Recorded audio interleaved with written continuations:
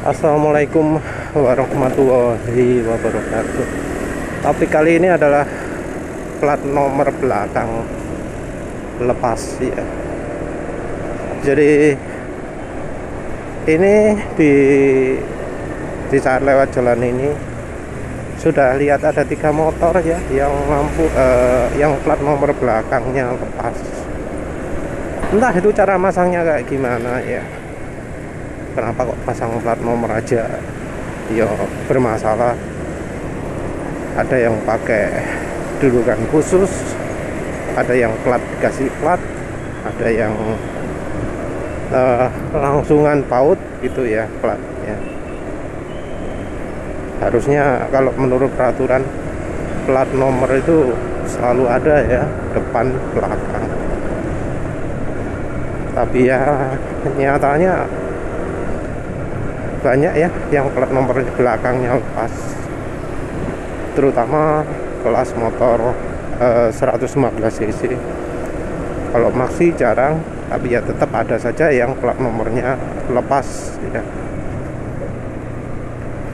Emang apa ya, kenapa sih ya, kenapa kok plat nomor aja susah? Jadi kalau pengalaman penulis sih ya, yang namanya plat nomor depan ini rapi sih, gak begitu kelihatan dari luar, pakai baut. Tapi ya yang namanya plat nomor itu kalau menurut penulis ya dikasih baut yang berat sedemikian rupa sehingga nggak mudah kocak. Kalau ringan, yang masalah itu kalau kocak. Depan ini juga plat, pakai plat ya modelnya. Jadi apa jenenge? Ada plat yang ada bautnya, terus plat nomor baru dikelengkan ke yang lama. Nah, belakang ini juga nggak ada plat nomornya.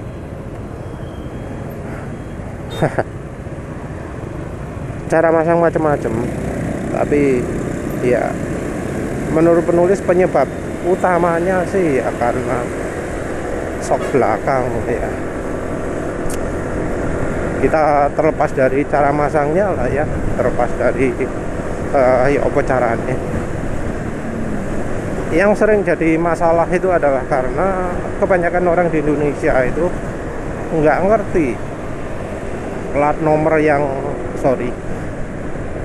nggak ngerti suspensi yang bagus itu bagaimana. Suspensi yang bagus itu bikin posisi plat nomor itu anteng. Jadi kalau plat nomor kocak di jalan kayak gini, nah itu ciri masalah ya, ciri masalah ya. Kalau motor maxi mungkin nggak terlalu ya, karena bodinya antep, terbantu oleh bodinya. Jadi ya walau kayak yang rider depan itu mungkin di kamera nggak kelihatan, itu kocak, itu goyang-goyang terus itu ya, karena suspensi udah lama. Terus ya sepertinya stoppernya nggak diganjel, kalau itu tipe NMAX New ya, bukan NMAX Old.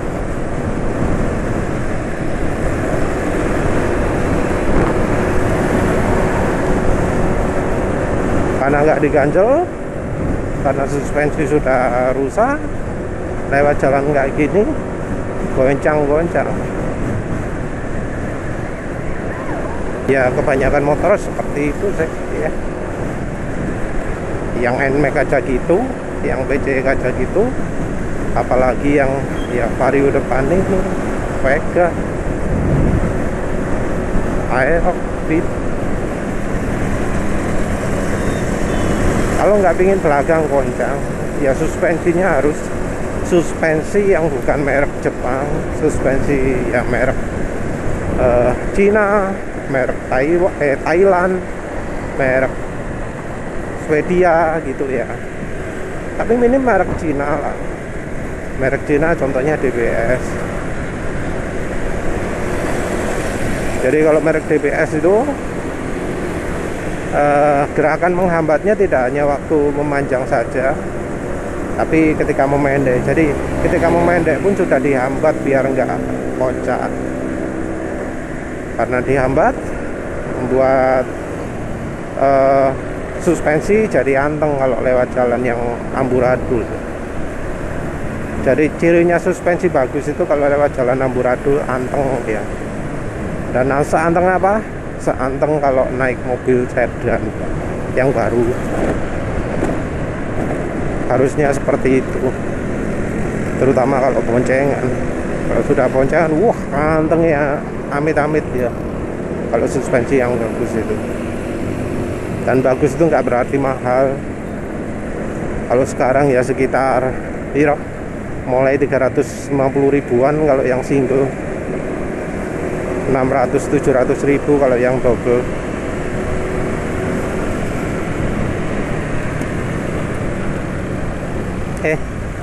Penulis beli harganya 350 double ya. Lupa. Jadi ya mulai dari ya kalau sekarang mungkin 500 ribu double lah ya. Kalau single 250 double. Kalau single 250 ribu.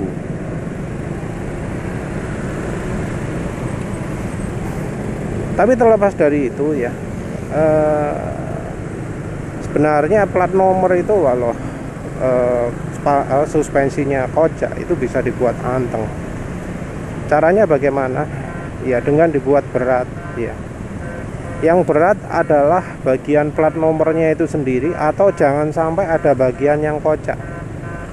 Jangan sampai ada dikasih kesempatan goyang. Jadi contoh plat nomor ada casingnya itu, di belakangnya kan ada bantalan yang berfungsi untuk membuat plat nomornya nggak gerak. Nah itu penting ya, penting. Nah caranya biar nggak gerak gimana?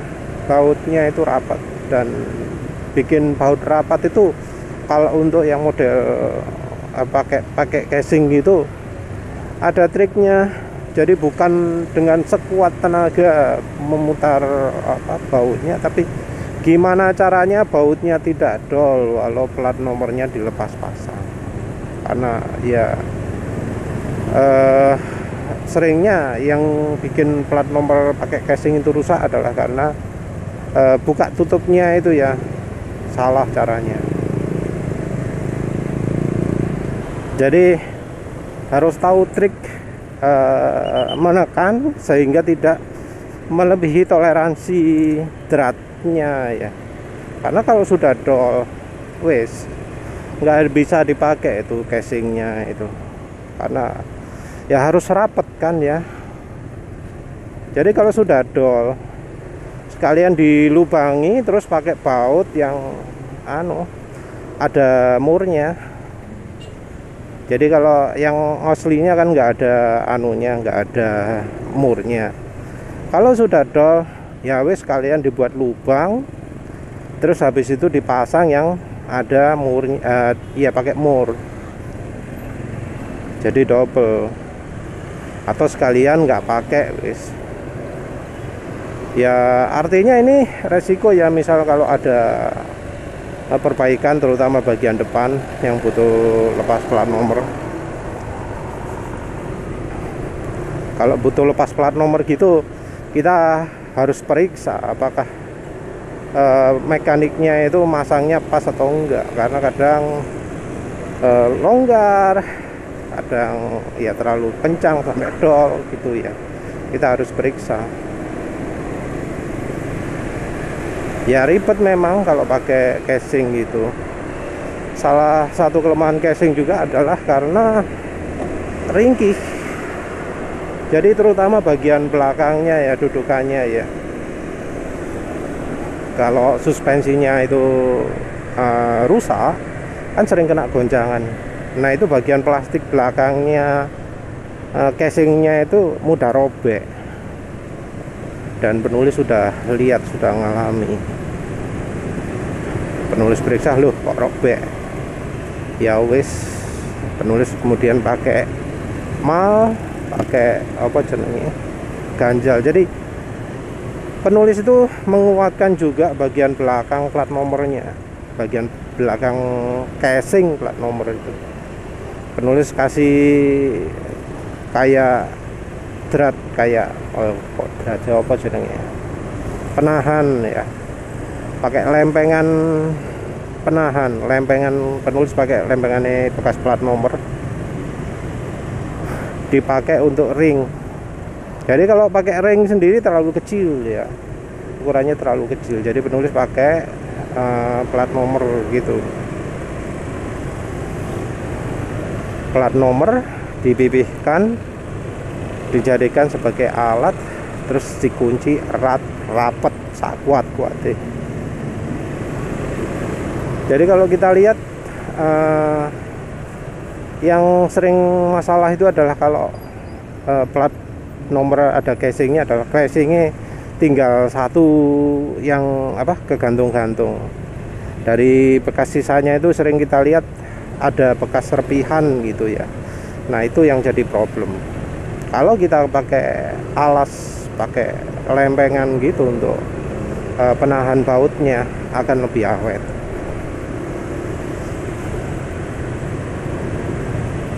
Tapi ya terutama karena suspensi sih ya, suspensi untuk mereka yang enggak berat bodi ini, yang bodi ini antep ya anteng lah motor ya. Kalau penulis sendiri untuk motor yang lain pilih pakai baut langsung, baut ukuran 10. Kalau baut ukuran 12 kayaknya terlalu besar. Yang kalah itu adalah dudukannya, walau ya sebenarnya dudukan itu termasuk cukup kuat ya. Cuma ada beberapa motor yang dudukannya itu yang di motornya itu yang lemah, ada yang sampai sobek segala gitu ya. Memang ya itu tergantung dari pabrikannya. Jadi beberapa pabrikan emang dudukannya itu lemah sekali. Jadi kalau pakai baut 12 itu terlalu besar, gak kuat. Dan tentu untuk pakai baut 10 mm ini kita juga harus harus pakai ring juga ya. Ring yang ukurannya cukup besar, jangan terlalu kecil, karena tujuannya adalah membuat tekanan itu jadi merata. Terus kalau untuk bikin lubangnya, penulis biasa pakai paku. Jadi plat nomornya itu dilubangi pakai paku, terus diratakan pakai dibuat rata dengan palu, terus baru dibautkan. Kadang ya nggak ada. Penulis selalu pakai yang itu ya, yang baut pakai kunci pas ya, nggak pakai skrup sing ono yang pakai obeng kembang atau obeng minus. Karena yang model pakai obeng minus, obeng kembang gitu seringnya jadi dol. Untuk ngeraskannya nggak bisa seperti kalau pakai baut. Kalau pakai baut bisa benar-benar mantep ya. Trennya hari ini emang motor kan plat nomor budine ya. Tuh tadi motor Suzuki yang suspensinya aftermarket, yang yang sudah kocak suspensinya ya, maklum lah kalau plat nomornya hilang. Penulis untuk baut sendiri jarang pakai karet ya. Penulis biasanya cuma ya modal baut mur yang bisa pakai kunci pas, terus ada ringnya tentunya yang pas, jangan yang longgar, karena beberapa itu pakai ring longgar. Terus ya wis dikeraskan. Kalau nggak keras, masalahnya adalah ya kocak, jadi harus betul-betul kuat. Pakai baut gitu yang paling awet ya, kalau dari pengalaman penulis. Misal ya untuk bagian plat nomornya nggak pakai ring, nggak masalah. Yang penting lubangnya harus betul-betul pas, nggak boleh lebih, nggak ada apa jenenge, kesempatan untuk bikin kocak ya. Karena kalau sekali kocak bisa lepas. Penulis lebih pilih itu daripada yang model kelingan, karena model kelingan itu ya kalau plat nomor wis rusak ya kocak jadi sumber bunyi. Apalagi kalau jalurnya penulis ya jalannya banyak sekali goncangan nih, banyak sekali yang plat nomornya bikin bunyi, sumber bunyi, baik yang pakai casing ataupun yang kelingan. Masang plat nomor juga itu masang plat nomor juga dilema ya. Ini plat nomor depan ini dipaskan dengan spakbornya, tapi karena embuh kenapa tapi kok jadi kelihatan miring. Emang dilema ya pasang plat nomor itu, kayak gak tepat, jadi merusak keindahan ya. Walau api gak ada baut, tapi ya entah kenapa jadi ketok miring, jadi ya sangat bikin merusak pemandangan lah ya. Nah, depan ini contoh suspensinya emang sudah rusak ya, kayak gini nih kalau apa plat nomor anune plastiknya pecah ya, jadi makanya harus pakai dudukan. Apa maneh Bang ngomong plat nomor lali sampai. Intinya utama itu kalau pasang plat nomor gimana caranya nggak kocak, karena sekali kocak itu bakal makin lama makin parah, bikin bunyi yang akhirnya bisa lepas. Nah, kita harus cari cara gimana caranya biar ya plat nomornya nggak goyang, nggak lepas. Dari pengalaman penulis, pakai baut itu yang paling pas. Plat nomor baut harus pakai ring untuk bagian dudukan nih, karena dudukan itu plastiknya seringnya plastik yang ringkih. Jadi kalau nggak pakai ring bisa dol dudukannya yang di motornya. Ya wis lah, itu saja. Terima kasih sudah menonton. Assalamualaikum warahmatullahi wabarakatuh. Tadi lihat ya, ada habis lewat perseberangan jalan yang motor Mio-nya tadi plat nomornya goncang keras.